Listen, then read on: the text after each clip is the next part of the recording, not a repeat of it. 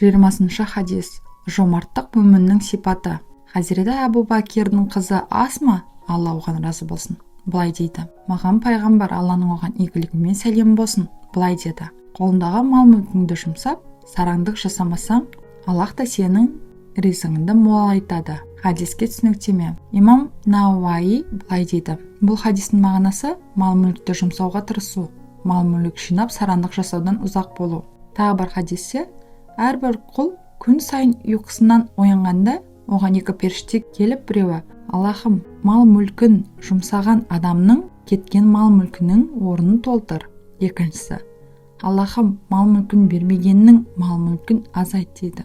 Осы хадис сендер берсеңдер, Аллах оның қарсылығында береді деген аятпен әрі ей адам баласы, осы жолда сен не берсең, мен де саған беремін деген құдси хадиспен мағыналас келеді. Сондай-ақ осы хадис періштелердің де дұға тілейтінін білдіреді.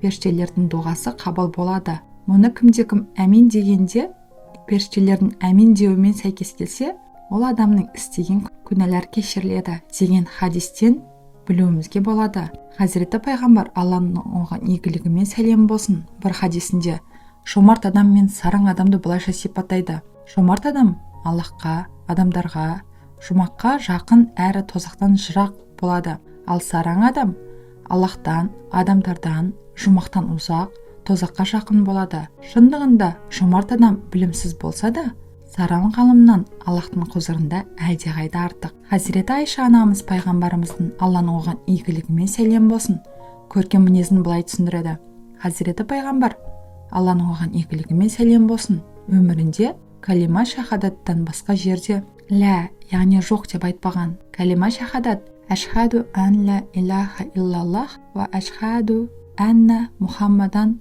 абдуху ва расуллух. Осындағы лә сөзі араб тілінде жоқ деген мағынаны білдіреді. Яғни мұқтаж адамдарға ешқашан жоқ деп айтпай, қолынан келгенше оларға қол ұшын беріп, көмектесуге тырысқан. Жоқ болған жағдайда біреуден қарыз алып тауып беретіндігін айтқан. Міне, сондықтан Аллахтың сүйіспеншілігіне бөленгісі келетін әрбір мұсылман сараңдық деген жағымсыз сипаттан арылып, жомарт болуға талпынуы қажет. Хазіреті пайғамбар хадистерінің бірінде былай деген: сендерге жомарт кісінің ішіндегі ең жомарты кім екенін айтайын ба?